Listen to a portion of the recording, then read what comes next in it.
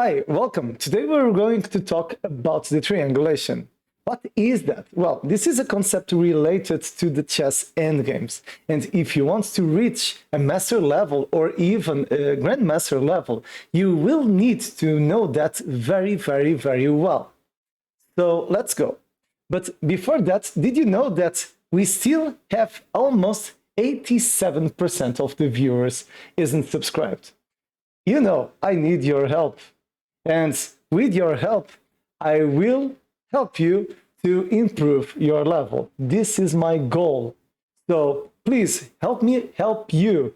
Push the like button, subscribe, and let's be friends. Let's walk together in this road happy. And of course, if you have any question, any suggestion, you can always talk with me on the channel or even at chess.com. My nickname is dark_attack. So don't forget, subscribe, push the like button, and talk with me. Let's be friends. Let's go. So let's continue. So about our theory, well, what is the triangulation? The triangulation is a maneuver where we force our opponents to do what we want.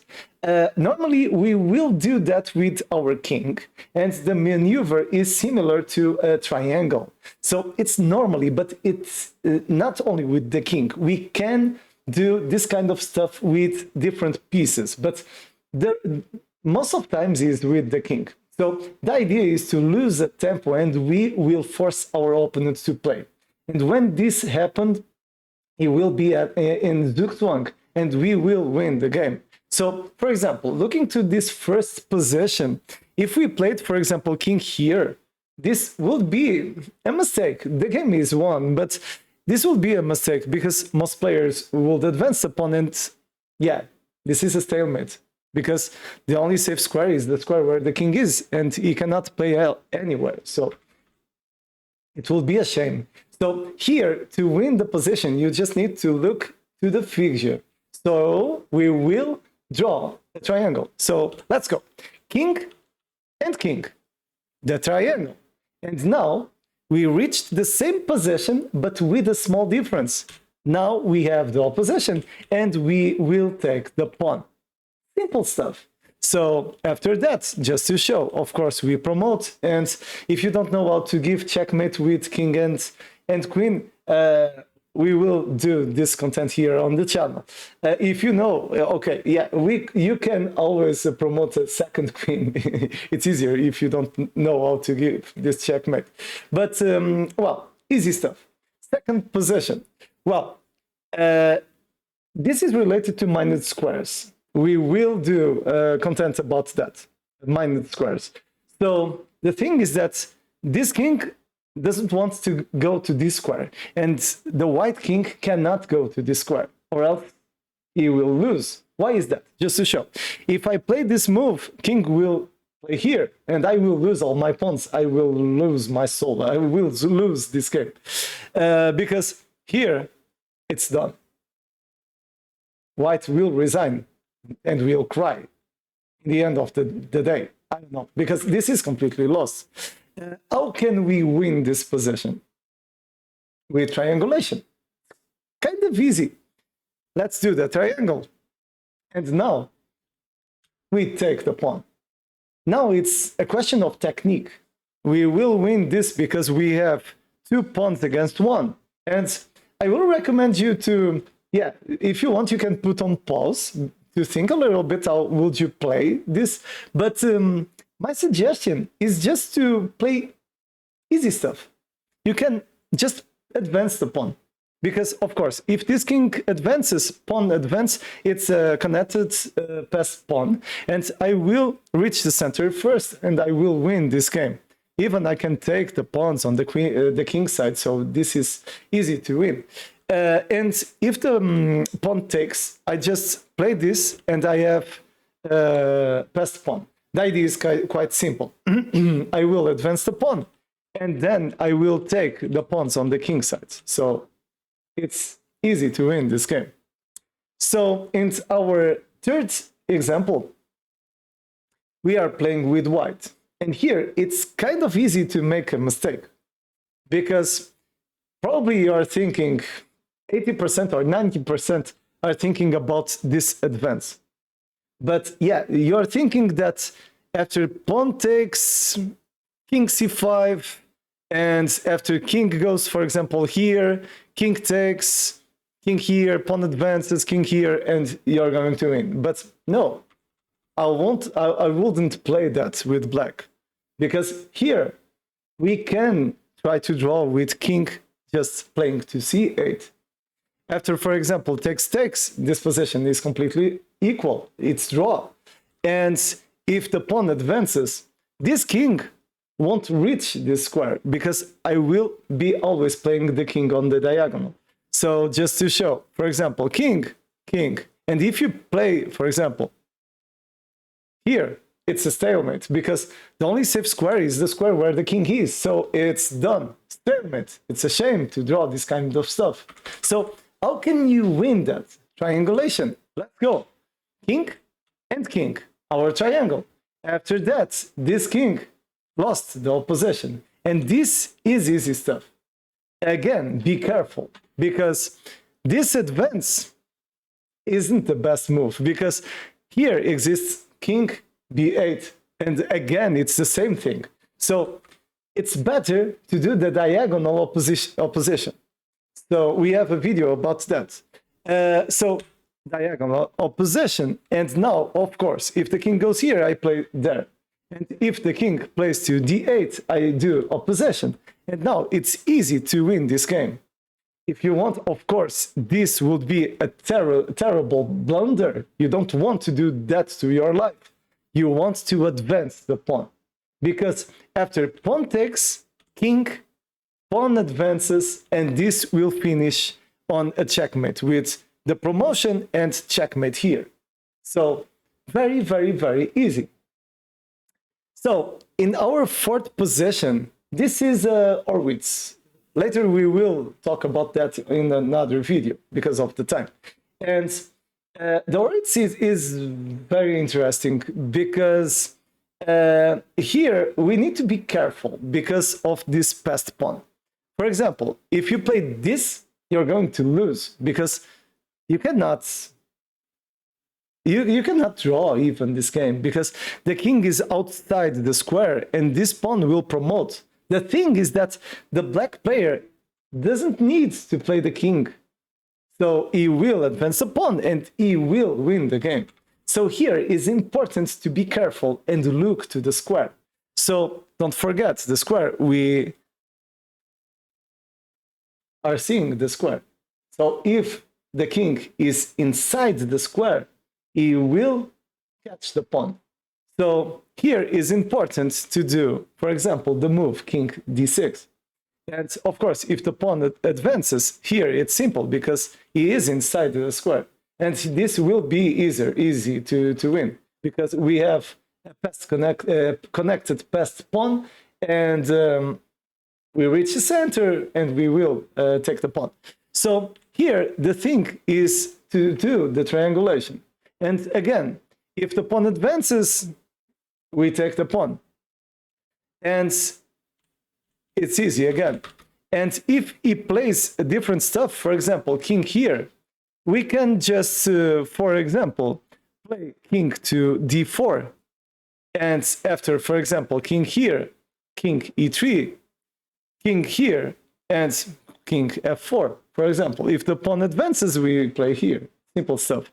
And if the king goes here, king to f3 to lose a tempo, because yeah, here, here, here, yeah, it's possible here, here, here, here, here, and here. It's completely won. So one possible continuation would be this one, because black doesn't want to advance the pawn. And here we will do a square and a triangle as you want, and we will win this game because right now it's important to play king d5, reaching again the square and winning this game. So the secret is always to take the pawn. And now the continuation, it's easy. We will want to always play with our king on the center to create pressure on the pawn. here, of course, with the maneuver of the opposition and the brute force, I don't know in English the name, we will win this game. So it's done. Easy stuff. Next position. Well, this one is tricky because this is kind of symmetric, and most of times the players do mistakes. And the thing is that when we reach this kind of positions, we don't have enough time. So we need to know the technique very well. And because we have 30 seconds or 1 minute, and it's easy to do blunders and mistakes in these positions and give away half points. So, for example, if you're thinking about g6, this will draw the game because this king will be at the corner and you cannot win this game. It's a shame. And for example, if you advance this pawn, this will be a draw too, because g6 and this king again won't go anywhere. It's a draw. So it's important to play this position correctly. So we will need to do the triangulation again. And of course, if this pawn advances, this is different because I can play king g4 and, for example, king here, king f4, king here, just to show, king e5, and of course, if the king plays here, I lose the tempo with the pawn, h4. And now it's easy because I will take his pawn. Easy stuff. So let's see. One suggestion could be this one, because black is playing always king to h8 and h7 to try to draw this position. So after that, of course, we have our triangulation and we win a tempo. This is important because now with this tempo, we can play h4. We have seen that before. And this is completely won with our maneuver. So simple, simple, simple stuff. Next position. This one is the last example. And then I'm going to show you some positions based on games. So here, this is complicated because if you fail, you will draw or even you can lose this game. Because first thing, very important, you have a connected passed pawn. So the king is inside the square. Very important too. And he can always sack a pawn to try to promote the other. So to win this game, you will need to count tempos and you will need to try to reach the promotion squares, advancing your pawn. To do that, you will need to do the triangulation again. So king to c6, of course, we lose the opposition, and the thing is now king to c7. A tricky move, because if the king goes here, of course, he is outside the square. Pawn advances, wins the game. And if the king goes to d3 to try to reach the square, here we will play king d7 because we need to be careful with these two pawns. So here, king to e3, and now king to c6, our triangulation. Why is that important? Because now the king is far away from our pawn. So this would continue with king c5, king and pawn advances with our maneuver. And the thing is that this king is too far away from our pawn. So after king, important, if I take, probably I would win, but it's more complicated because with the advance, he will give me check. And okay, probably black can win, but it's a lateral pawn, so it isn't easy to win this position. So let's see.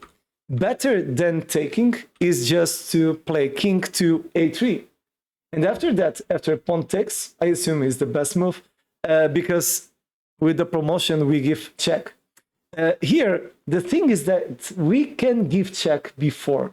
So after pawn advances, check, and this is one because, okay, this is a check. And After that, we will put our king or controlling the promotion square. For example, this move is possible too. So very, very interesting, this position. Our next example is based on a game. So playing with white was Garry Kasparov, one of the chess legends, and with black was Lev Albert. Lev Albert has won this game with the beautiful triangulation. So, of course, here he has played the king first, and important, this move isn't good because king, and then I take the pawn. So, of course, Kasparov has played king to f1, and after that, let's do our triangulation. So, king, king, king, and king. So, it's done. Now, the position is, oh, sorry. Now, the position is completely won. Sorry.